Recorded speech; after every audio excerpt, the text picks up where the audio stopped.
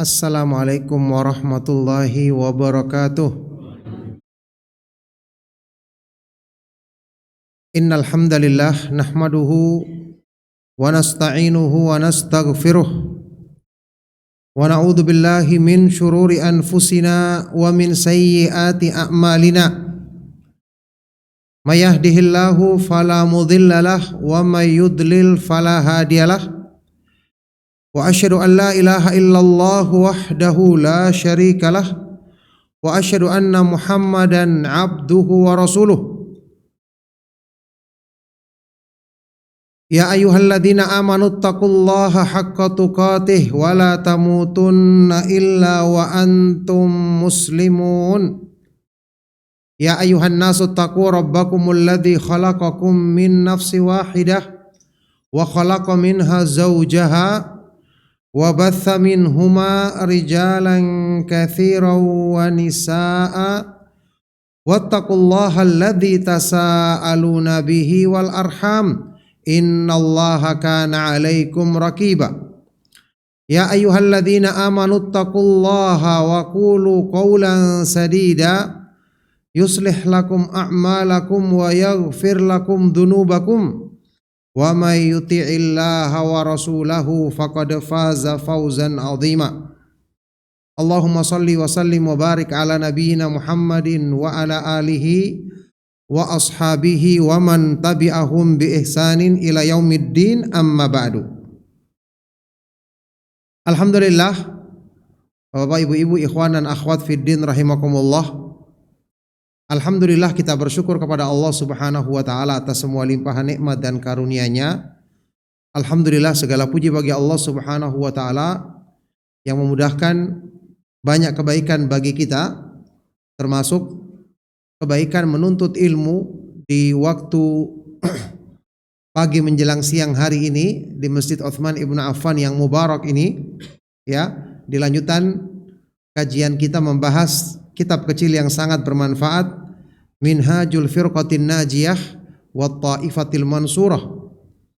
Metode beragama golongan yang selamat dan selalu mendapatkan pertolongan dari Allah Subhanahu wa taala. Tulisan dari Syekh guru kita Syekh Muhammad bin Jamil Zainu rahimahullahu taala. Alhamdulillah, saat ini kita masih melanjutkan pembahasan di makna kalimat ya Muhammadun Rasulullah. Asyhadu anna Muhammadan Rasulullah. Aku bersaksi bahwa Nabi Muhammad sallallahu alaihi wasallam adalah rasul utusan Allah. Ini adalah kalimat syahadat yang kedua yang tentu erat kaitannya dengan kalimat syahadat yang pertama, asyhadu an la ilaha illallah. Aku bersaksi bahwa tidak ada sembahan yang benar selain Allah. Karena Allah Subhanahu wa taala menyebutkan di dalam Al-Qur'an bahwa para nabi dan para rasul alaihi wassalatu wassalam senantiasa menyerukan kepada umatnya untuk taat kepada mereka, yakni kepada para nabi dan para rasul alaihi wassalatu wassalam, yang itu dikaitkan dengan ibadah kepada Allah, dikaitkan dengan bertakwa kepada Allah. Seperti yang disebutkan di dalam ucapan Nabi Nuh alaihi salatu wasalam di surat Nuh, Allah Subhanahu wa taala ketika menyebutkan seruan dakwah nabinya yang mulia ini kepada umatnya, ani'budullaha wattaquhu wa ati'un, agar hendaknya kalian beribadah kepada Allah, bertakwa kepadanya dan taatlah kepadaku, yakni kepada Nabi yang diutus, Nabi Nuh alaihi salatu wassalam. Ya. Kemudian Allah Subhanahu wa taala di ayat lain menyebutkan seruan dakwah Nabi Isa alaihi salatu wassalam kepada Bani Israel. Waji'tukum bi ayatin mir rabbikum fattaqullaha wa ati'un.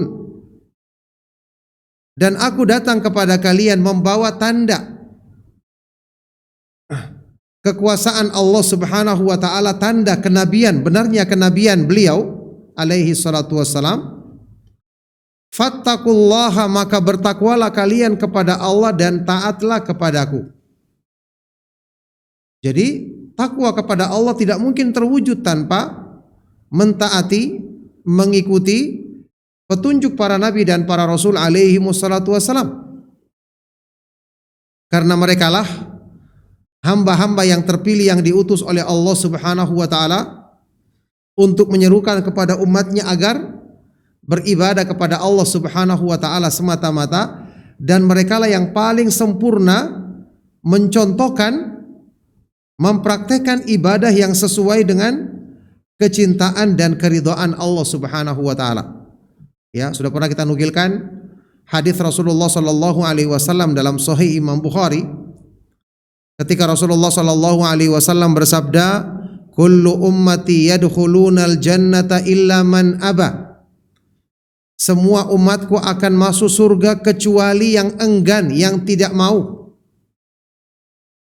Maka ada yang bertanya, "Wa man ya'ba ya Rasulullah?" Siapakah yang enggan itu wahai Rasulullah? Bagaimana mungkin ada orang yang enggan masuk surga? Pastinya semua orang ingin masuk surga, tapi ternyata ada yang enggan, ada yang tidak mau. Qala sallallahu alaihi wasallam, maka Rasulullah sallallahu alaihi wasallam bersabda, "Man ata'ani dakhalal jannata wa man 'asani faqad aba."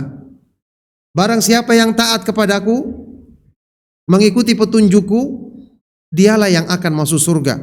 Tapi barang siapa yang durhaka, menyelisih petunjukku, maka dialah yang enggan untuk masuk surga. Na'udzubillahi min dzalik. Maka ini menggambarkan kepada kita bahwa syahadat Muhammadun Rasulullah ini merupakan bagian yang tidak terpisahkan dari syahadat yang pertama, kalimat tauhid la ilaha illallah. Karena setelah kita menetapkan kewajiban untuk beribadah kepada Allah semata-mata, beriman dengan benar kepada Allah, bertakwa kepadanya, maka jalan untuk bisa mewujudkan tujuan mulia tersebut tidak lain hanyalah dengan mengikuti sunnah Rasulullah sallallahu alaihi wasallam dalam ucapan beliau, perbuatan beliau, dan penetapan-penetapan beliau. Kita ingat kembali makna firman Allah Subhanahu wa taala di surat Ali Imran ayat ke-31. A'udzubillahi minasyaitonir rajim. Qul in kuntum tuhibbunallaha fattabi'uni yuhibbukumullahu wa yaghfir lakum dzunubakum wallahu ghafurur rahim. Katakanlah wahai Nabi Muhammad sallallahu alaihi wasallam kepada semua manusia, umumkan kepada mereka, jika kalian benar-benar mencintai Allah, ya, karena setiap orang bisa mengaku, al-iddia, mengaku-ngaku itu gampang. Tapi permasalahannya siapa yang benar pengakuannya, siapa yang diterima pengakuannya. Jika kalian benar-benar mencintai Allah, fattabi'uni, maka ikutilah petunjukku. Ittiba'lah kepada sunnah Nabi Muhammad sallallahu alaihi wasallam, maka niscaya Allah akan mencintaimu dan akan mengampuni dosa-dosamu. Allah Subhanahu wa taala Maha Pengasih lagi Maha Penyayang. Ya, di dalam tafsir Ibnu Katsir ketika menafsirkan ayat ini beliau berkata, "Hadhil ayatul karimatu hakimatun ala kulli man idda'a mahabbatallahi wa laysa huwa ala tariqatil muhammadiyyati fa huwa kadzibun fi da'wahu." Ayat yang mulia ini merupakan hakim pemutus bagi semua orang yang mengaku mencintai Allah, padahal dia tidak berada di atas jalan mengikuti sunnah Rasulullah sallallahu alaihi wasallam, maka diputuskan dia berdusta dalam pengakuan tersebut. Pengakuannya hanya pengakuan yang ada di mulut, tidak terbukti dalam hal ini. Ya, jadi mengikuti sunnah Rasulullah sallallahu alaihi wasallam sekali lagi bagian yang tidak terpisahkan dari tauhid, dari iman kepada Allah, bertakwa kepada Allah. Bahkan inilah satu-satunya jalan yang akan mengantarkan seorang hamba untuk bisa meraih keridhaan Allah Subhanahu wa taala. Ya, makanya di sini Belajar sunnah Rasulullah Sallallahu Alaihi Wasallam ini merupakan bagian yang akan menyempurnakan iman kita, menyempurnakan ketakwaan kita kepada Allah Subhanahu Wa Taala. Kan sudah pernah kita nukilkan Imam Ibnu Qayyim rahimahullah taala itu menafsirkan as-siratal mustaqim, jalan Allah yang lurus, dengan dua kesimpulan. Tauhidul ibadati wa tauhidul mutaba'ah. Ada dua macam tauhid. Ya, ada dua kesimpulan tauhid, yaitu mentauhidkan Allah Subhanahu wa taala dalam beribadah kepadanya semata-mata, tidak menyekutukannya. Yang kedua, mentauhidkan Rasulullah sallallahu alaihi wasallam dalam artian hanya mengikuti sunnah dan petunjuk beliau dan tidak mengikuti selainnya. Makanya inilah makna syahadat Muhammadun Rasulullah. Jadi kita belajar agama, kita selalu ajak untuk kembali kepada sunnah, menjauhi perbuatan bid'ah dalam segala bentuknya. Ini bukan perkara main-main, ini bagian dari prinsip dasar agama. Ini bagian dari mentauhidkan Allah Subhanahu wa taala, memurnikan peribadatan kita kepadanya.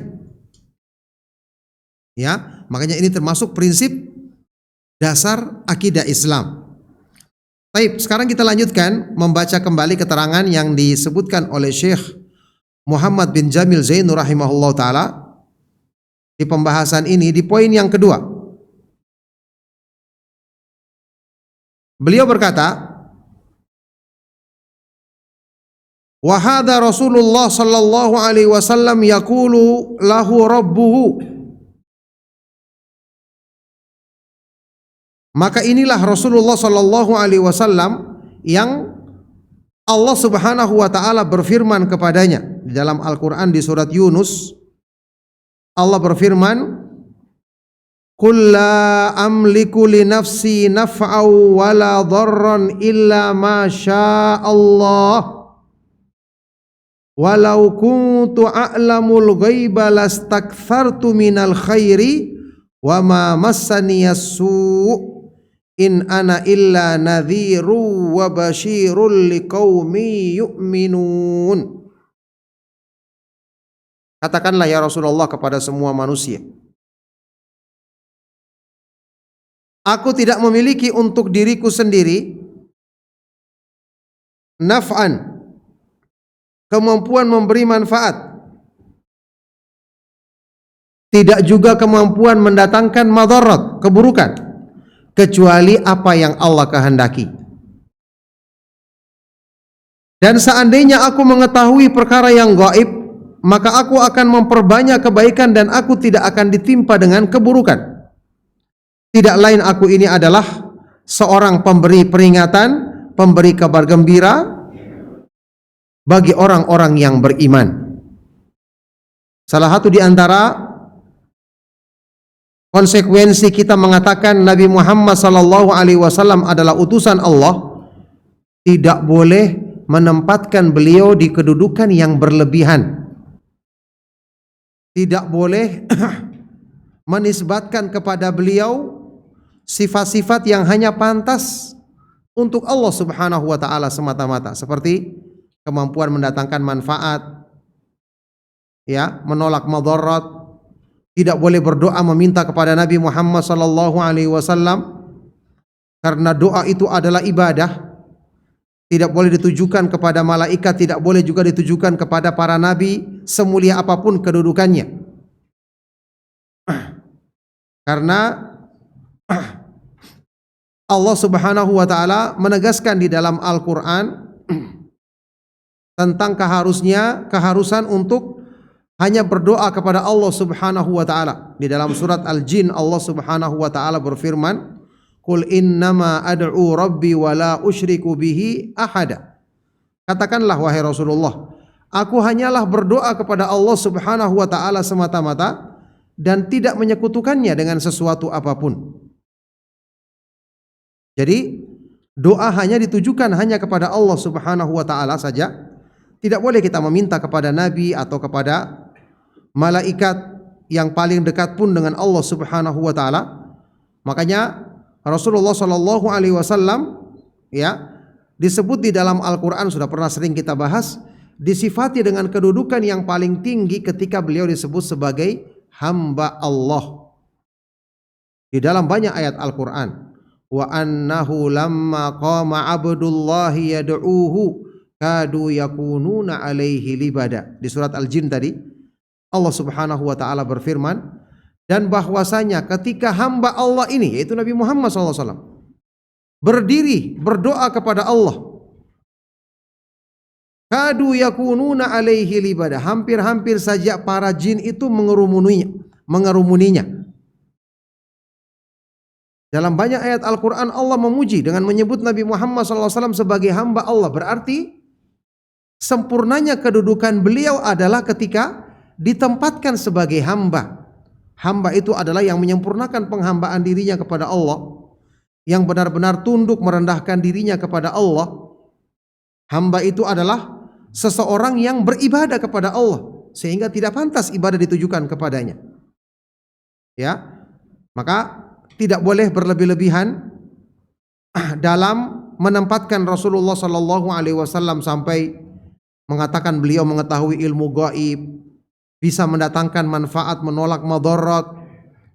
Di sini dikatakan walau kuntu a'lamul gaib, seandainya aku mengetahui perkara gaib, aku akan memperbanyak kebaikan dan tidak akan ditimpa keburukan. Kita tahu Nabi Sallallahu Alaihi Wasallam waktu perang Uhud sampai beliau terluka, sampai kena panah pipi beliau yang mulia, sampai giginya copot. Sallallahu Alaihi Wasallam. Itu menunjukkan Nabi Sallallahu Alaihi Wasallam tidak kebal senjata, tidak mengetahui perkara yang gaib sehingga dia bisa menghindari tempat-tempat untuk dikena senjata tersebut misalnya. Ya, jadi ini termasuk konsekuensi mengucapkan syahadat Muhammadun abduhu wa rasuluh. Nabi Muhammad sallallahu alaihi wasallam hamba Allah dan rasulnya. Taib. Wa qala sallallahu alaihi wasallam, di dalam hadis sahih yang diriwayatkan oleh Imam Bukhari, Rasulullah sallallahu alaihi wasallam bersabda,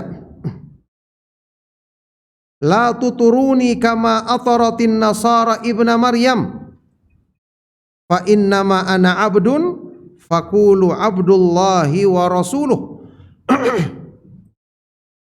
Janganlah kalian berlebihan memujiku, menyanjungku, sebagaimana orang-orang Nasrani berlebihan memuji Nabi Isa ibnu Maryam sallallahu alaihi wasallam. Karena sesungguhnya aku hanyalah hamba Allah, maka katakanlah hamba Allah dan Rasulnya. Ingat, ini adalah kedudukan manusia yang paling tinggi. Dia adalah hamba Allah, berarti dia menyempurnakan penghambaan diri, menyempurnakan ibadah, ketakwaannya sempurna. Sekaligus dia adalah Rasul utusan Allah, berarti dia dipilih oleh Allah untuk menyampaikan risalah petunjuknya. Maka ini sudah merupakan pujian yang paling tinggi. Tidak boleh kita memberikan yang lebih daripada itu. Ya, makanya sikap berlebih-lebihan ketika ada orang yang kayak tadi mengatakan Nabi sallallahu alaihi wasallam mengetahui perkara yang gaib, berdoa meminta kepada Nabi sallallahu alaihi wasallam, ada juga yang tawaf di kuburan beliau. Ini semua perbuatan syirik. Dan ini dilarang dengan tegas oleh Nabi sallallahu alaihi wasallam sendiri. Ya, kita pernah dengar hadis yang sahih ketika Rasulullah sallallahu alaihi wasallam berdoa, Allahumma la taj'al qabri wathanan yu'bad. Ya Allah, janganlah engkau jadikan kuburanku sebagai berhala yang disembah. Beberapa hari sebelum wafatnya beliau sallallahu alaihi wasallam, Aisyah radhiyallahu taala anha meriwayatkan, Nabi sallallahu alaihi wasallam benar-benar memperingatkan agar umatnya tidak mengikuti kebiasaan dari umat-umat yang terdahulu. Beliau sallallahu alaihi wasallam bersabda, la'anallahu al-yahuda wan nasara ittakhadhu qubur anbiya'ihim masajida. Allah melaknat orang-orang Yahudi dan Nasrani karena mereka menjadikan kuburan para nabi mereka sebagai masjid-masjid tempat ibadah. Kenapa dijadikan tempat ibadah? Disitulah mereka berbuat syirik, menjadikan perantara dalam beribadah kepada Allah dengan kuburan para nabi dan para rasul. Mereka mengatakan kalau berdoa langsung ya tidak diterima, tapi harus dengan perantara.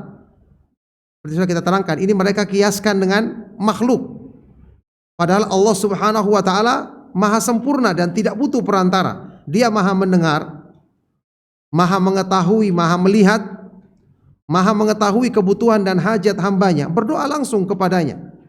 Mereka mengatakan supaya doa kita mudah diterima, sebagaimana kalau kita ingin menyampaikan hajat kepada seorang raja, presiden, harus ada perantara, harus ada orang dalam supaya mudah disampaikan.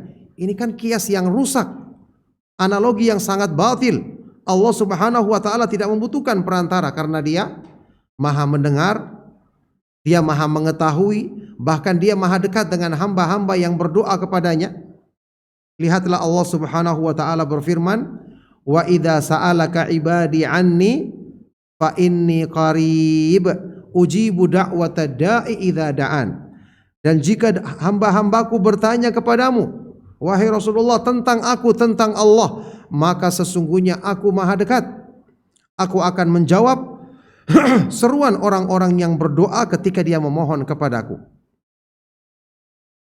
Ini termasuk sikap berlebihan kalau menjadikan makhluk sebagai perantara dalam urusan yang seperti ini. Dan sudah kita sebutkan, inilah asal dan inti kesyirikan yang dilakukan oleh orang-orang musyrik di zaman jahiliyah, yaitu menjadikan perantara dalam beribadah kepada Allah Subhanahu wa taala, berhala-berhala atau orang-orang yang saleh, ya, kuburan mereka dijadikan sebagai tempat untuk sebagai perantara dalam beribadah kepada Allah Subhanahu wa taala.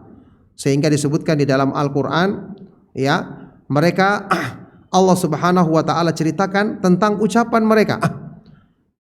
Ya, Allah Subhanahu wa taala berfirman bahwa mereka itu tidak beribadah kepada berhala-berhala itu karena meyakini berhala-berhala ini yang bisa mengabulkan hajat mereka. Mereka yakin Allah Subhanahu wa taala yang mengabulkan hajat mereka, tapi berhala-berhala ini untuk menjadi perantara yang bisa mendekatkan kepada Allah Subhanahu wa taala dengan sedekat-dekatnya. Nah, Allah Subhanahu wa taala berfirman tentang mereka, ucapan mereka, haula'i syufa'auna indallah. Berhala-berhala ini yang akan menjadi pemberi syafaat bagi kami di sisi Allah Subhanahu wa taala. Ma na'buduhum illa liyuqarribuna ilallahi zulfa. Kami tidak menyembah berhala-berhala ini illa liyuqarribuna ilallahi zulfa, kecuali agar berhala-berhala ini mendekatkan kami kepada Allah dengan sedekat-dekatnya. Maka ini adalah sikap berlebihan dan tidak boleh ditujukan kepada Nabi sallallahu alaihi wasallam, bahkan beliau telah mengingkarinya dengan keras. Wal itra'u huwa ziyadatu wal mubalaghatu fil madhi. Dan al-itra itu la tuturuni, ya, al-itra dalam bahasa Arab itu artinya az-ziyadah, berlebihan, wal mubalaghatu, dan melampaui batas dalam memuji. Ya, tidak ada yang lebih baik daripada pujian yang Allah Subhanahu wa taala tujukan kepada Rasulnya sendiri sallallahu alaihi wasallam. Pujian sebagai hamba Allah dan Rasulnya itu merupakan pujian yang terbaik. Makanya Rasulullah SAW perintahkan, Fakulu abdullahi wa rasuluh, ucapkanlah hamba Allah dan Rasulnya. Fala nad'uhu min dunillah kama fa'alatin nasara fi Isa bin Maryam. Maka tidak boleh kita menyeru atau berdoa kepada Rasulullah SAW selain Allah, sebagaimana yang dilakukan oleh orang-orang Nasrani terhadap Nabi Isa ibnu Maryam alaihi salam. Fawaqa'u fi syirki, sehingga mereka terjerumus ke dalam perbuatan syirik. Wa alamana an naqula, dan Rasulullah SAW mengajarkan kepada kita untuk mengucapkan, inilah pujian yang terbaik sesuai dengan kedudukan beliau, Muhammadun abdullahi wa rasuluh. Nabi Muhammad sallallahu alaihi wasallam hamba Allah dan Rasulnya. Kita perhatikan di sini jamaah sekalian rahimakumullah. Di dalam Islam itu selalu berpegang teguh dengan lafaz syar'i, itulah yang terbaik. Ya. Apapun kita ingin ucapkan, bukan cuma dalam hal pujian saja. Ya, ini bukan cuma dalam hal memuji Rasulullah SAW misalnya. Kita ingin menjelaskan sesuatu, ya. Kadang-kadang kita ingin menggunakan satu istilah atau satu penjelasan dari pemikiran kita sendiri. Kita anggap penjelasan ini yang baik. Padahal dalam agama sudah ada lafaz, sudah ada penjelasan, baik itu dalam Al-Quran atau sunnah Rasulullah SAW. Yakinlah apa yang dijelaskan dalam Al-Quran dan sunnah itu yang terbaik, lebih mudah dipahami orang. Kenapa? Lafaz ini kan dari wahyu Allah. Allah lebih tahu tentang apa yang mudah dipahami oleh umatnya, oleh manusia. Karena pemikiran kita, pemahaman di dalam hati kita, Allah Subhanahu wa ta'ala yang ciptakan. Wahyu dia juga yang turunkan. Jadi lafaz dalam Al-Quran dan sunnah itu benar-benar lafaz pilihan. Ya, jadi kalau ingin misalnya menjelaskan tentang Allah Subhanahu wa ta'ala, cukup kita jelaskan. Ya, sebagaimana ketika datang orang-orang Yahudi kepada Nabi SAW bertanya, terangkan tentang Allah. Maka Nabi SAW membacakan surat Al-Ikhlas. Qul huwallahu ahad, Allahus samad, lam yalid wa lam yulad wa lam yakul lahu kufuwan ahad. Katakanlah dialah Allah Al-Ahad, yang Maha Esa, Maha Tunggal. Allah adalah As-Samad. As-Samad artinya yang sempurna sifat-sifatnya sehingga semua hamba menghadapkan diri dengan segala hajat mereka kepada Allah.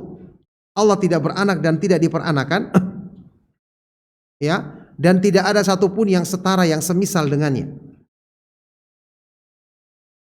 Kita menerangkan tentang sifat-sifat Allah, cukup kita katakan laisa kamitslihi syai'un wa huwas samiul basir. Tidak ada satupun yang serupa dengan Allah dan dia Maha mendengar lagi Maha melihat. Ini sudah penjelasan yang terbaik. Karena apa? Al-Qur'an turun dengan penjelasan seperti ini. Apakah ada yang lebih indah dibandingkan Al-Qur'an? Ya, Allah Subhanahu wa taala berfirman, "Wa man asdaqu minallahi haditsa." Siapakah yang lebih baik ucapannya dibandingkan Allah Subhanahu wa taala? yakni ada sebagian orang, dan ini termasuk pemikiran yang sangat rusak, ketika menjelaskan tentang Allah misalnya, itu dengan penjelasan yang tidak layak. Ya, seperti Allah itu bukan di dalam alam, bukan di luar alam. Allah itu tidak di kiri, tidak di kanan, tidak di depan, tidak di belakang. Maksudnya apa? Ya, mungkin menurut pemikirannya ini untuk mensucikan Allah. Tapi kita katakan, apakah Al-Quran dan Sunnah kurang dalam menjelaskan hal-hal yang pantas yang mensucikan Allah Subhanahu wa ta'ala dari sifat kekurangan, sehingga perlu menggunakan lafaz yang seperti ini? Kita katakan tidak perlu. Ya, jadi selalu kita katakan lafaz yang sesuai dengan syariat yang disebutkan dalam Al-Quran dan Sunnah itulah yang terbaik untuk menjelaskan kebenaran. Ya, untuk menjelaskan kebenaran. Jadi ketika kita ingin menjelaskan Rasulullah Sallallahu Alaihi Wasallam, cukup sebutkan dia hamba Allah dan Rasulnya. Hamba Allah berarti dia menyempurnakan penghambaan diri kepada Allah, selalu tunduk kepada Allah, selalu beribadah kepada Allah, selalu berakhlak mulia, menegakkan perintah Allah, menjauhi larangannya. Dan dia juga adalah utusan Allah yang dipilih oleh Allah Subhanahu wa ta'ala sebagai hamba yang terbaik di antara semua hamba-hambanya, Nabi kita yang mulia Nabi Muhammad sallallahu alaihi wasallam. Ya. Jadi jangan pernah meragukan keindahan dan manfaat selalu menggunakan lafaz-lafaz dari Al-Quran dan Sunnah. Ya. Seperti contoh, kita ingin menasihati orang. Ada teman kita nasihati, apalagi kita anggap dia orang awam. Ya, sebagian kita berpikir, kalau saya nasihati langsung bawakan Al-Quran, bawakan hadis, mungkin dia belum paham karena dia orang awam. Dia akan susah menerima. Maka saya perlu jelaskan dengan kata-kataku. Ini kan pemikiran salah. Ya, ini sekarang Al-Quran dan Sunnah. Apakah tidak cocok untuk orang awam? Emangnya orang awam siapa yang menciptakan mereka? Ya, memangnya Allah tidak mengetahui cara menundukkan hatinya orang awam? Rasulullah Shallallahu Alaihi Wasallam, sabda-sabda beliau yang indah tidak cocok untuk orang-orang Arab pedalaman. Padahal kita baca dalam hadis-hadis yang sahih, bagaimana sikapnya orang Arab Badui yang ketika kencing di pojok masjid, kemudian para sahabat ingin memukulnya, dibiarkan oleh Nabi SAW selesaikan kencingnya baru disiram. Intinya di akhir kisah tersebut orang Arab ini mengatakan apa? Allahumma arhamni wa Muhammadan wa la tarham ma'ana ahadan. Ya Allah, rahmatilah aku dan Nabi Muhammad SAW saja, dan janganlah merahmati selain kami berdua. Ini saking tertariknya dia dengan akhlak Nabi SAW. Jadi jangan menganggap penjelasan kita seolah-olah lebih baik. Ya, penjelasan manusia seolah-olah lebih bisa menyentuh hati orang awam. Tidak. Sampaikan kepadanya Al-Quran dan jelaskan dengan penjelasan yang benar. Sampaikan kepadanya hadis-hadis Rasulullah SAW. Ini justru lebih besar peluangnya untuk membuka hati manusia menerima kebenaran. Dan kita ingatkan, kita sendiri juga kita harus lebih membiasakan diri mendengarkan ayat Al-Quran dibaca, hadis-hadis Rasulullah SAW disebutkan. Ini akan lebih bisa menyentuh hati kita, ya, daripada sebagian orang ketika membaca hadis-hadis Nabi SAW langsung terjemahannya dibacakan. Katanya orang lebih mudah paham. Ini salah. Seolah-olah hadis-hadis Nabi SAW itu tidak mudah dipahami oleh manusia ketika didengarkan atau dibacakan langsung dalam bahasa Arabnya kemudian diterjemahkan. Ya, jadi kita harus membiasakan diri selalu mengutamakan, ya, menggunakan lafaz-lafaz dalam syariat daripada ucapan manusia biasa. Baik. Ats-tsalis, kemudian poin yang ketiga, tsalisan yang ketiga. Kata Syekh Muhammad bin Jamil Zainur rahimahullahu taala, inna mahabbatar Rasul sallallahu alaihi wasallam takunu bi ta'atihi fi du'aillahi wahdahu wa adami du'ai ghairihi walau kana rasulan aw waliyan muqarraban. Sesungguhnya mencintai Rasulullah sallallahu alaihi wasallam takunu diwujudkan dengan mentaati beliau.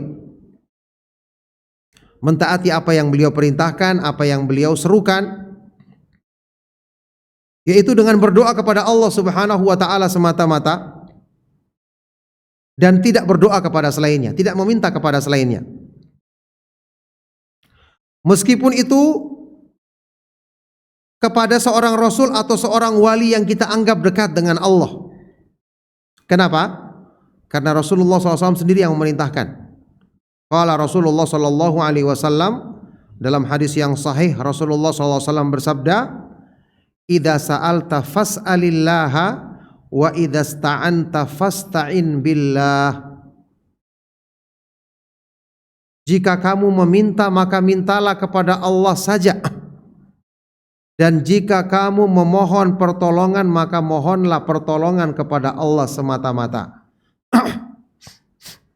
Ini perintah dari Rasulullah Sallallahu Alaihi Wasallam, dan inilah hakikat tauhid yang sesungguhnya. Makhluk, ya, hadis ini tadi hadis riwayat At-Tirmidzi, dan beliau mengatakan hadis ini adalah hadis yang hasan sahih. Kita tahu makhluk adalah manusia, adalah makhluk yang diciptakan oleh Allah penuh dengan kekurangan. Jin dan manusia penuh dengan kelemahan dan kekurangan. Maka secara asal mereka itu pasti butuh kepada Allah. Butuh untuk meminta, butuh untuk mendapatkan pemenuhan hajat dari Allah. Makanya Allah Subhanahu wa taala berfirman, "Ya ayyuhan nasu antumul fuqara'u ilallahi wallahu huwal ghaniyyul hamid."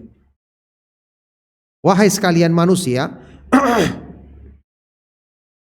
kalian adalah hamba-hamba yang miskin, penuh dengan kekurangan, butuh kepada Allah. Sedangkan Allah Subhanahu wa taala dialah yang maha kaya lagi maha terpuji. Ini sifat asal manusia. Diciptakan dalam keadaan penuh dengan kekurangan. Wa khuliqal insanu dha'ifa. Dan manusia diciptakan dalam keadaan lemah. Allah Subhanahu wa taala yang maha mengetahui kebutuhan hambanya ini, dia menurunkan dalam petunjuk agamanya bahwa manusia itu supaya dia memenuhi kebutuhan-kebutuhan dirinya, menutupi kelemahan-kelemahan dirinya, hendaknya dia menghadapkan hatinya kepada Allah. Dengan itu dia akan dapatkan pemenuhan, dengan itu hatinya akan tenang, jiwanya akan damai. Maka tauhid menjadikan seorang hamba benar-benar damai dan tenang jiwanya. Makanya dengan rahmat Allah Subhanahu wa taala dia memerintahkan dalam Al-Qur'an, di dalam hadis Nabi SAW untuk hanya minta kepada Allah. Ini bukan hanya sekedar berhubungan dengan agar hajat kita dipenuhi, bukan cuma sekedar itu. Tapi ini adalah sebab utama yang menjadikan hati kita kuat, damai, tenang. Ya, ahlu tauhid adalah orang yang paling tenang dan paling tegar dalam hidupnya. Maka ketika seorang manusia karena kejahilan dan kebodohannya dia tidak mengenal Allah, akhirnya dia meminta kepada makhluk. Pasti ketika itu jiwanya akan guncang dan hajatnya tidak akan terpenuhi. Kenapa? Makhluk tidak memiliki apa-apa di tangannya. Kan kita semua masuk dalam apa yang disebutkan di ayat tadi. Antumul fuqara. Antumul fuqara'u ilallahi. Kalian semua itu miskin, butuh, bergantung kepada Allah. Ya, sudah tahu kita kekurangan, miskin dan lemah, masa kita minta juga kepada makhluk yang miskin, lemah dan kekurangan seperti kita? Ini kan kebodohan namanya. Ini adalah merendahkan akal namanya. Sedangkan yang maha kaya, yang di tangannya lah semua perbendaharaan langit-langit dan bumi, Ar-Razzaq, maha pemberi rezeki, memerintahkan kepada kita untuk meminta kepada dia karena dialah yang maha kaya dan satu-satunya yang bisa memenuhi hajat kita. Jadi di sini kita tahu hakikat dan pentingnya tauhid itu benar-benar menjadikan hidup kita itu ya stabil, menjadikan hidup kita itu lurus, menjadikan perasaan dan jiwa kita itu selalu tenang. Orang yang gelisah dalam hidupnya, tidak tenang dalam hidupnya, pasti masalah terbesarnya adalah karena dia tidak kenal Allah. Masalah terbesarnya adalah karena imannya kurang. Masalah paling besar dalam hidupnya adalah karena dia jauh dari agama. Sebenarnya kalau kita memegang kaidah ini sudah selesai sudah permasalahan kita.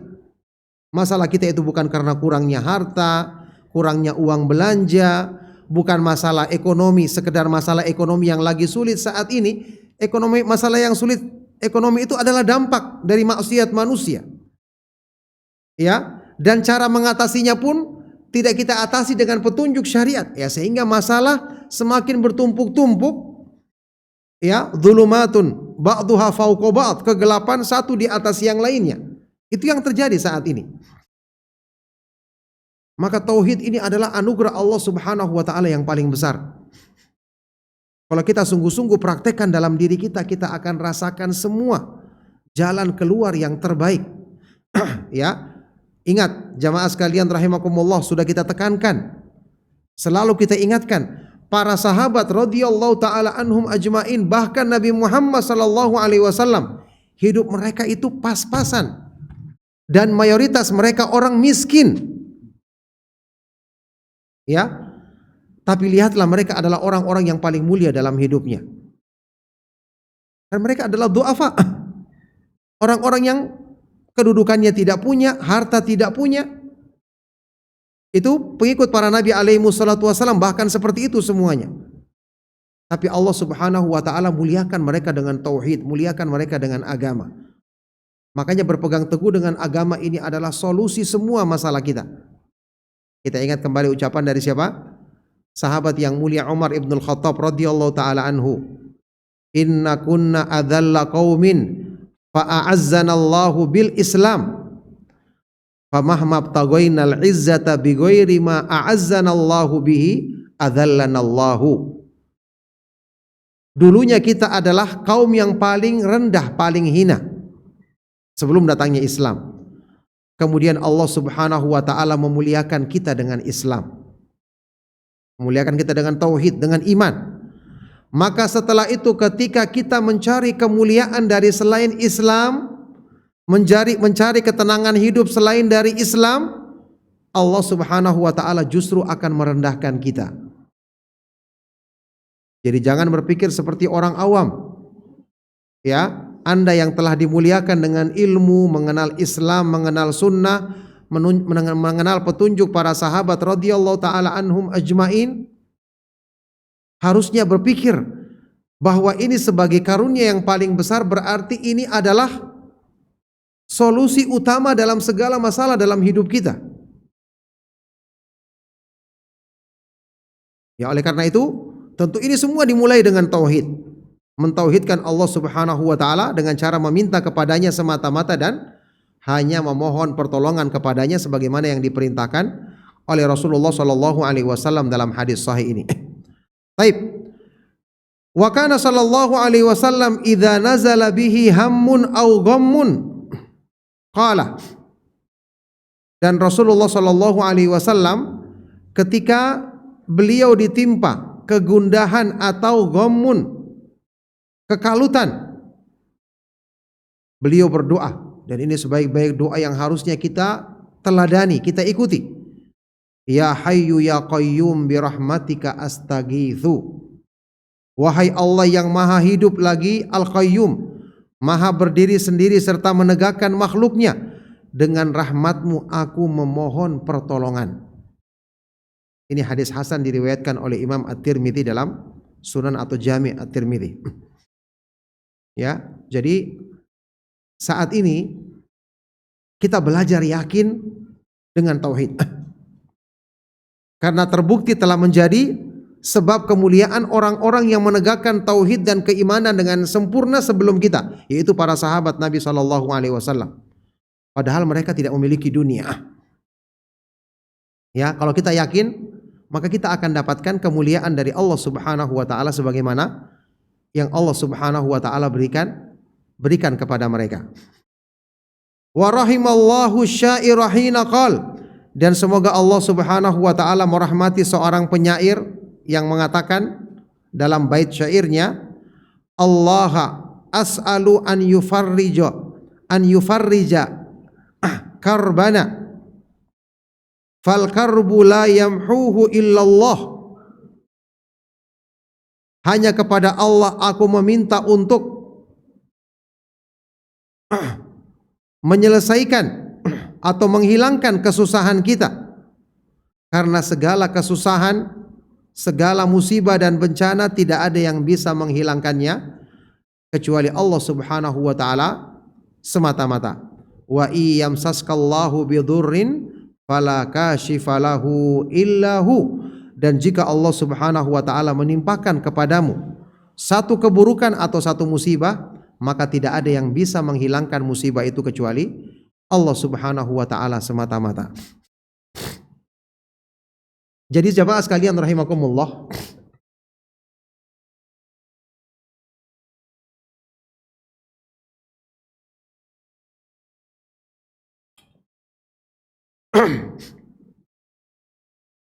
pembahasan seperti masalah ini sudah sering diulang-ulangi dalam kitab-kitab yang menjelaskan masalah tauhid, masalah akidah. Cuman seperti saya katakan tadi, kadang-kadang kita kurang yakin dalam prakteknya. Teorinya sudah sering kita dengarkan. Ya, sampai beberapa kali kita contohkan dengan contoh yang sederhana saja.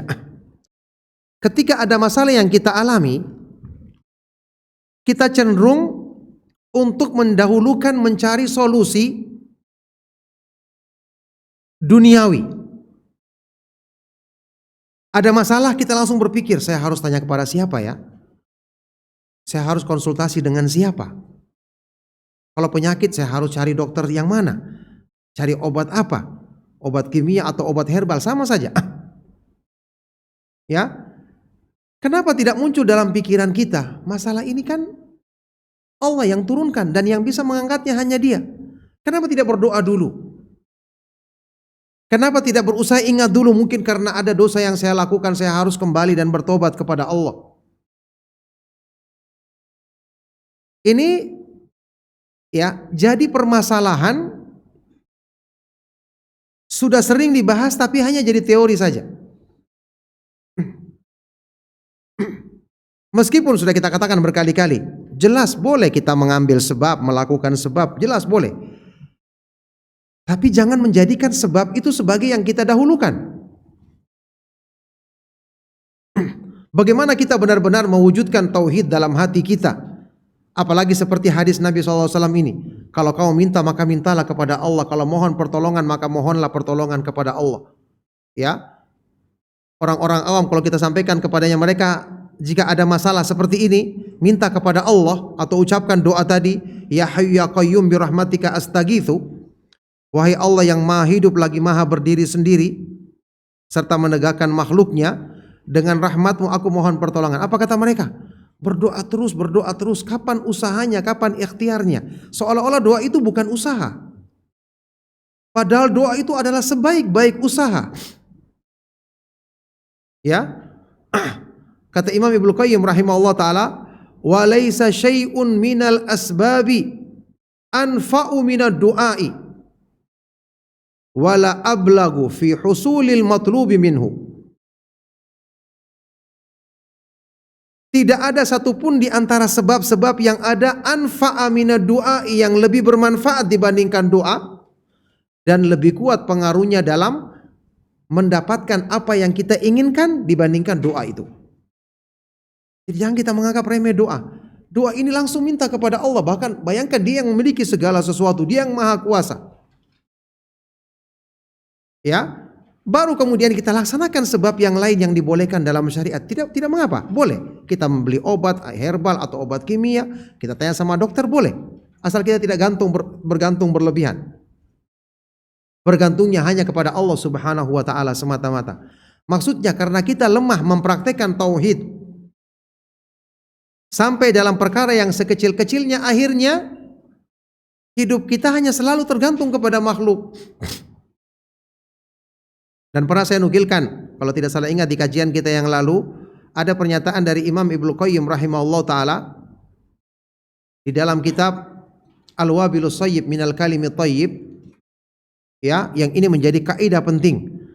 Semua permasalahan kita intinya kembali kepada tauhid, semua kembali kepada tauhid, kebaikan-kebaikan, dan semua keburukan kembali kepada syirik. Masya Allah, dalam segala bentuknya. Kata Ibnu Qayyim rahimahullah ta'ala, wa laqad qadallahu qada'an la yuraddu wa la yudfa, anna man ahabba syai'an siwallahi udziba bihi wa la budda, wa man khafa ghairahu sullita alaihi. Ya, wa man athara ghairahu alaihi kana syu'man alaihi, wa man arda ghairahu bi sakhatihi sakhitallahu alaihi. Sakhitallahu alaihi wa askhatahu alaihi. Jadi Ibnu Qayyim rahimahullah ta'ala mengatakan, sungguh Allah telah menetapkan satu ketentuan yang tidak akan bisa ditolak, tidak akan bisa dihindari. Ketentuan ini pasti terjadinya, yaitu barang siapa yang mencintai makhluk selain Allah bukan karena Allah, maka dia akan diazab dengan makhluk tersebut. Jadi kecintaannya yang ditujukan kepada makhluk melebihi kecintaan kepada Allah, atau bukan cinta karena Allah, justru dari situlah sumber malapetakannya. Dia akan diazab dengan makhluk itu. Dan barang siapa yang takut kepada selain Allah, Allah akan menjadikan sesuatu itu justru menguasai, menindas dirinya. Barang siapa yang mendahulukan urusan dunia melebihi hal-hal yang berhubungan dengan kebaikan atau ketaatan kepada Allah, maka itu akan menjadi sumber kesialan bagi dirinya. Masya Allah ya. Jadi inti semua permasalahan kita adalah karena kurang dalam mempraktekkan tauhid kepada Allah Subhanahu wa taala, banyak bergantung berlebihan kepada makhluk. Naudzubillahi min dzalik. Oleh karena itu kita belajar agama, kita belajar tauhid untuk kita praktekkan dalam kehidupan kita, dan kita melatih hati kita untuk selalu bergantung kepada Allah Subhanahu wa taala, dan itulah sumber kebaikan yang paling utama bagi hati kita. Baik. Selanjutnya ya, kita melangkah di pembahasan yang baru. Judulnya Iyyaka na'budu wa iyyaka nasta'in. Hanya kepadamulah kami menyembah ya Allah, dan hanya kepadamulah kami memohon pertolongan. Ini adalah inti daripada tauhid, sudah kita ketahui. Ayat Al-Quran di surat Al-Fatihah yang menyebutkan kalimat ini ya, sebagaimana yang disebutkan oleh Imam Ibnu Katsir dalam tafsir beliau. Salah seorang ulama salaf mengomentari tentang ayat ini. Beliau berkata rahimahullah ta'ala, suratul Fatihati sirrul Quran wa sirruha hadhil kalimah atau hadhil ayah. Surat Al-Fatihah itu adalah inti kandungan Al-Quran, dan inti kandungan surat Al-Fatihah adalah ayat ini, Iyyaka na'budu wa iyyaka nasta'in. Masya Allah, kesimpulan makna Al-Quran semua kembali ke sini. Hanya kepadamu kami memohon pertolongan ya Allah, hanya kepadamu kami beribadah ya Allah, dan hanya kepadamu kami memohon pertolongan. Sudah kita katakan tadi, orang yang selalu berdoa kepada Allah, selalu meminta kepada Allah, dialah orang yang mempraktekkan tauhid dengan sejati, dengan sesungguhnya. Baik, beliau bahas di sini maknanya Iyyaka na'budu wa iyyaka nasta'in. Nakhussuka bil ibadati wad du'ai wal isti'anati wahdaka, yaitu kami mengkhususkan untukmu ya Allah dalam beribadah, dalam berdoa, dalam memohon pertolongan, hanya kepadamu satu-satunya, hanya kepadamu saja. Baik, awalan yang pertama kata beliau, dzakara ulama'ul arabiyyati anna Allah ta'ala qaddamal maf'ula bihi iyyaka 'alal fi'il. Para ulama ahli bahasa Arab ketika menjelaskan makna ayat ini, yaitu di sini Allah mendahulukan penyebutan maf'ul, dalam bahasa kita itu objek yang dikenai pekerjaan, iya kan? Yaitu iyyaka, hanya kepadamu. Didahulukan dibandingkan penyebutan kata kerja. Kan biasanya yang normal itu ya, kami menyembah kepadamu ya Allah. Jadi na'buduka. Tapi di sini didahulukan objeknya, kepadamu kami menyembah, kepadamu kami memohon pertolongan. Nah, bentuk kalimat seperti ini dalam bahasa Arab ya. Jadi kata kerjanya kan na'budu wa nasta'inu. Kami menyembah dan kami mohon pertolongan kepadamu.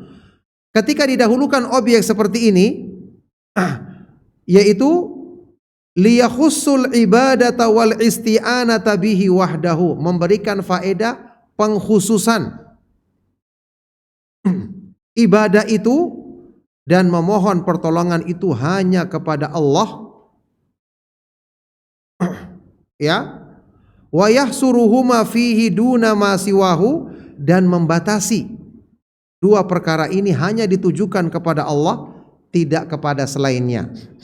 Ini salah satu di antara keindahan bahasa Arab. Bahasa Arab itu punya metode kata-kata yang ketika disebutkan dengan metode ini berarti dia menunjukkan pengkhususan. Ya, contoh seperti kalimat la ilaha illallah kan sudah pernah kita jelaskan. Kalau orang hanya mengatakan Allahu ilahun, Allah adalah sembahan yang benar. Ini juga benar kan? Tapi tidak menunjukkan arti penghususan, hanya Allah sembahan yang benar begitu. Maka dengan disebutkan la ilaha illallah, tidak ada sembahan yang benar selain Allah, berarti menunjukkan makna pembatasan dan pengkhususan. Ya, seperti kita contohkan kemarin kalau orang mengatakan Muhammadun fil masjid. Ya, Muhammad di masjid. Betul Muhammad dalam masjid, tapi mungkin ada juga Ahmad, ada juga Abdullah, ada Abdurrahman, banyak orang di masjid. Tapi kalau kita mengatakan ya, laisa ahadun atau la ahada fi masjid illa Muhammad. Tidak ada seorang pun di masjid kecuali Muhammad. Berarti cuma dia yang ada di masjid. Ini menunjukkan makna pembatasan. Sama dengan misalnya dikatakan dengan lafaz innama. Innama juga menunjukkan arti pembatasan. Innama yakhsyallaha min ibadihil ulama. Hanyalah yang takut kepada Allah di antara hamba-hambanya hanya orang-orang yang berilmu. Ini keindahan bahasa Arab. Contoh dengan kalimat seperti ini. Didahulukannya objek. Iyaka, ini menunjukkan makna pembatasan dan pengkhususan. Baik. Thaniyan yang kedua, inna hadhil ayatallati yukarriruhal muslimu asyarati marratin fis salati wa kharijiha hiya khulasatu suratil Fatihati wa hiya khulasatul Qur'ani kullihi. Sesungguhnya ayat ini yang selalu dibaca berulang-ulang oleh setiap muslim, ya, berpuluh-puluh kali di dalam solat dan di luar solat. Ya, solat yang wajib, solat yang sunnah, kita kan wajib membaca Al-Fatihah, bahkan rukun. Dalam solat maupun di luar solat juga kita baca. Ayat ini merupakan khulasah, kesimpulan surat Al-Fatihah, yang mana surat Al-Fatihah itu adalah kesimpulan Al-Quran semuanya. Al-Fatihah kan adalah surat yang paling agung dalam Al-Quran. Tidak pernah diturunkan semisalnya dalam kitab-kitab yang lalu, kitab Taurat, kitab Injil, kitab Zabur, bahkan dalam Al-Quran tidak ada yang semisalnya. Ternyata inti kandungannya adalah tauhid yang agung ini. Hanya kepadamu ya Allah kami menyembah, dan hanya kepadamu kami memohon pertolongan. Makanya kita katakan tadi, orang yang selalu berdoa kepada Allah memulai setiap permasalahannya, sebelum melakukan sebab selalu berdoa kepada Allah, maka dialah orang yang melatih dirinya untuk memurnikan dalam hatinya pengamalan dan penegakan terhadap tauhid sebagaimana yang disebutkan di dalam ayat ini. Taib. Barakallahu fikum. Cukup sampai di sini insyaallah kajian kita yang bisa kita sampaikan di kesempatan siang hari ini. Mohon maaf atas keterlambatan tadi kita memulai kajian karena ya kondisi di perjalanan. Ya, semoga Allah Subhanahu wa taala senantiasa memudahkan taufiknya bagi kita untuk terus semangat mempelajari agamanya dan berusaha mempraktekannya dalam diri kita, serta memohon kepada Allah Subhanahu wa taala agar dijadikan istiqamah dalam kebaikan Islam ini sampai kita menghadapnya pada hari kiamat nanti. Barakallahu fikum. Sebelum kita akhiri, kalau ada satu atau dua pertanyaan saya persilakan. Nah.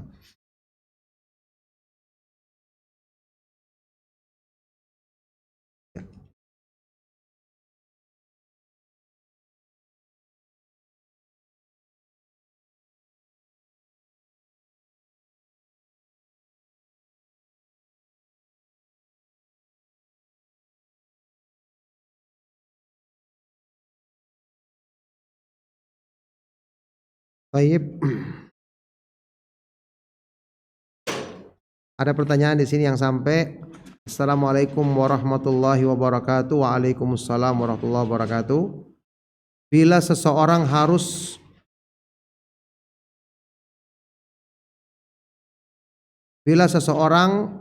harus meninggalkan sholat karena sedang kondisi koma, bagaimana hukumnya?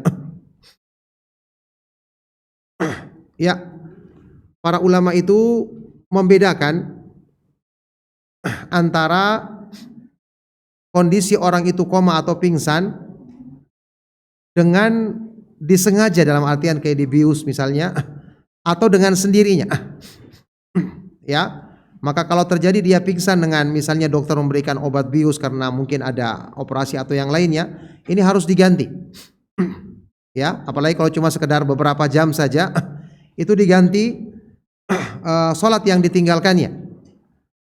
Ya, tapi kalau sampai berhari-hari, misalnya dia pingsan sampai lama, maka ini yang tidak perlu diganti, karena Rasulullah SAW menyebutkan dalam hadis sahih riwayat Imam Muslim, dan ini menjadi kaidah dalam masalah ini, rufi al-aqlam an thalath, diangkat pena penulisan kewajiban menjalankan syariat dari 3 orang, diantaranya adalah wa anin naim hatta yastayqid, dari orang yang tidur sampai dia bangun, wa anis sabi hatta yablug, dari anak bayi sampai dia balik, ya, wa anil majnun hatta yufik, dan dari orang yang gila kehilangan akalnya sampai dia sadar. Jadi termasuk ini orang yang hilang akalnya.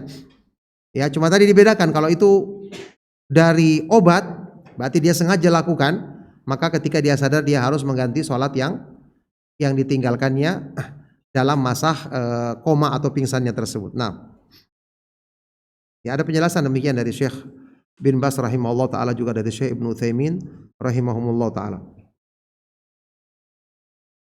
Apakah orang yang tidak bisa berbahasa Arab bisa masuk surga? Karena yang saya pernah dengar bahwa percakapan manusia di surga menggunakan bahasa Arab.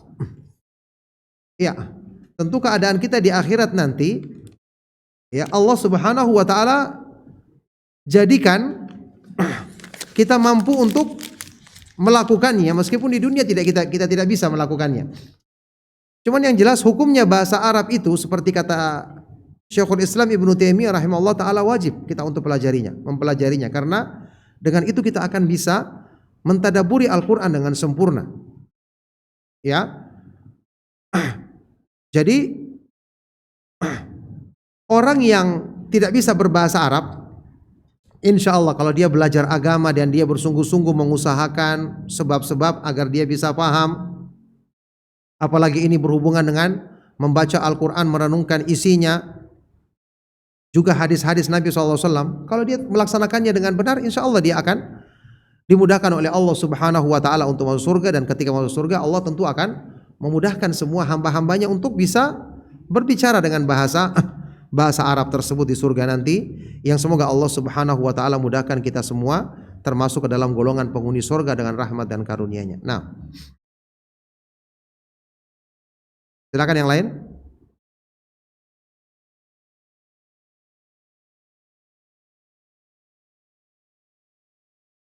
Ada di pesan WhatsApp?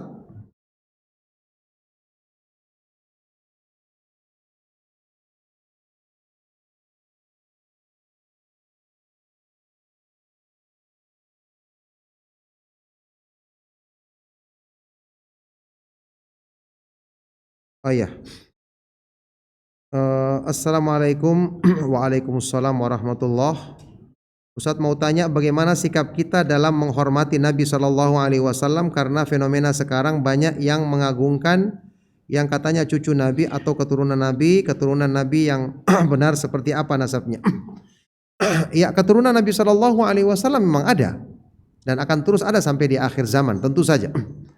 Tetapi pengakuan kan perlu bukti. Ya.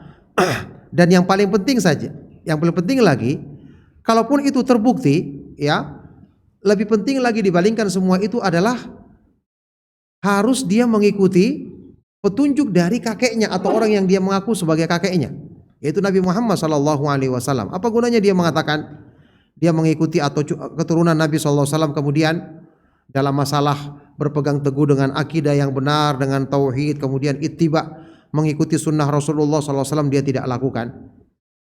Karena garis keturunan tidak akan bermanfaat kalau amal tidak dikerjakan. Itu disebutkan dalam hadis sahih riwayat Imam Muslim.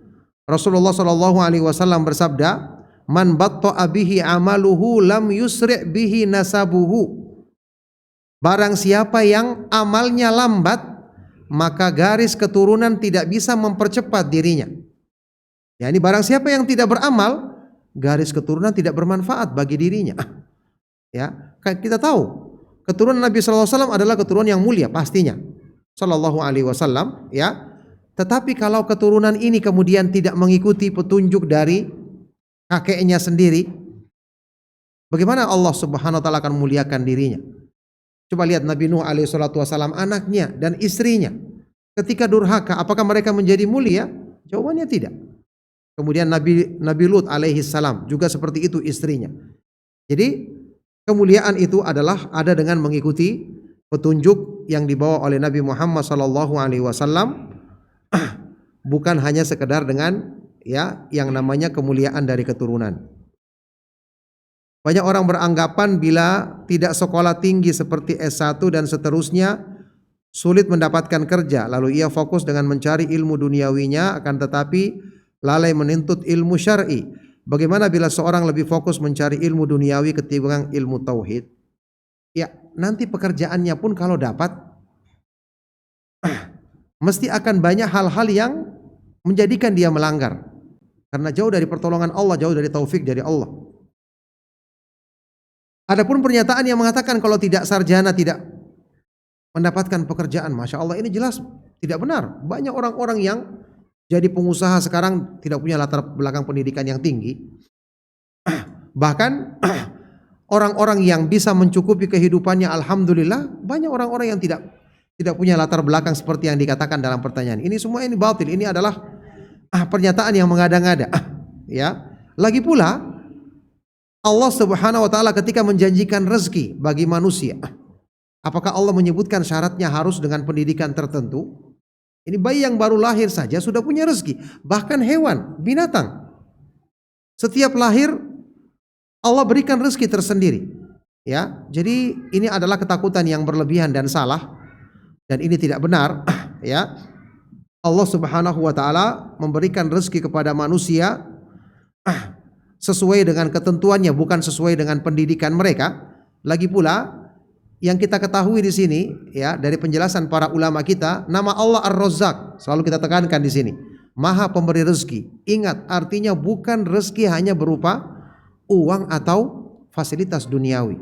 Bahkan itu rezeki yang umum.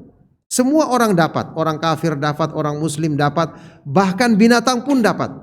Tapi ada makna rezeki yang khusus.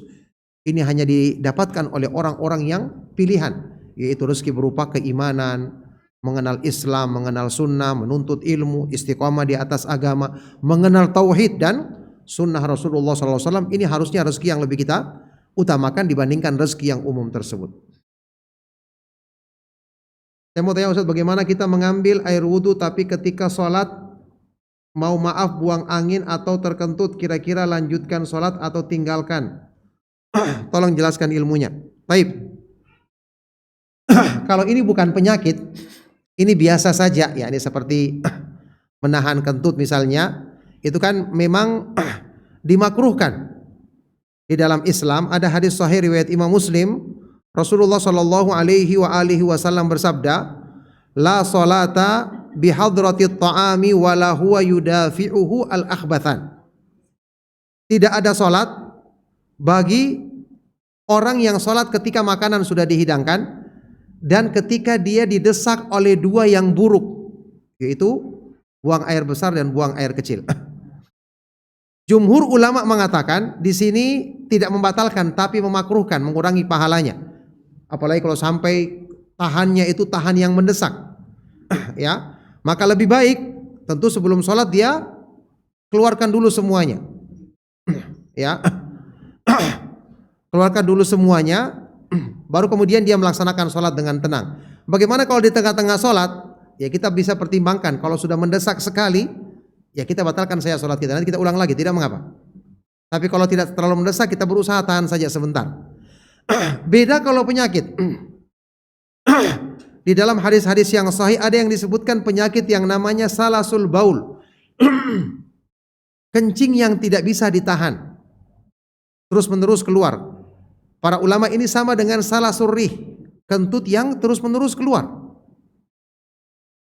tidak bisa ditahan. Kayak ada penyakit tertentu, ya. Kayak seperti kencing tadi. Kalau ini memang penyakit tidak bisa ditahan, dia keluar sendirinya, maka cara atau hukumnya dalam Islam cukup dia membersihkan ya kencingnya tersebut, atau mungkin kalau itu kentut ya kentutnya itu dikeluarkan di awal. Setelah itu dia berwudu, maka apa yang keluar itu tidak membatalkan sholatnya, karena ini bukan kesanggupannya untuk menahannya. Termasuk dalam kaidah firman Allah Subhanahu wa taala, la yukallifullahu nafsan illa wus'aha. Allah tidak membebani seorang hamba kecuali sesuai dengan kesanggupannya, karena ini penyakit. Ya, ini penyakit. Sama juga misalnya orang yang bismillah. Perempuan yang istihadah, keluar darah terus, mohon maaf ya, dari kemaluannya. Ini terjadi di zaman Rasulullah SAW, seorang ummahatul mukminin. Dia sholat dalam hadis yang sahih sampai dia memberikan tampungan di bawahnya karena darahnya keluar terus. Ya, ada yang seperti ini. Karena ini penyakit dan tidak bisa dicegah. Kadang-kadang ada keluar terus, iya kan? Ada sesuatu yang terjadi pada dirinya, maka karena di luar kesanggupannya, cukup dia bersihkan di awal, dia berwudu, kemudian dia sholat. Alhamdulillah kalau sekarang kan sudah ada pembalut mungkin ya. Tapi meskipun itu keluar, maka tidak dianggap membatalkan wudu karena ini di luar kesanggupannya untuk menahan hal tersebut. Nah, barakallahu fiik. Baik, cukup sampai di sini insyaallah kajian kita. Semoga apa yang kita bahas dan kita kaji sekali lagi bermanfaat untuk kebaikan dunia dan akhirat kita. Mohon maaf atas segala yang salah dan kurang. Kita akhiri. Sallallahu wasallam wa barak ala nabiyyina Muhammadin wa ala alihi wa sahbihi wa man tabi'ahum bi ihsanin ila yaumiddin.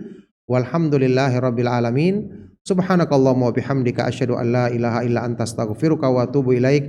Wassalamu alaikum warahmatullahi wabarakatuh.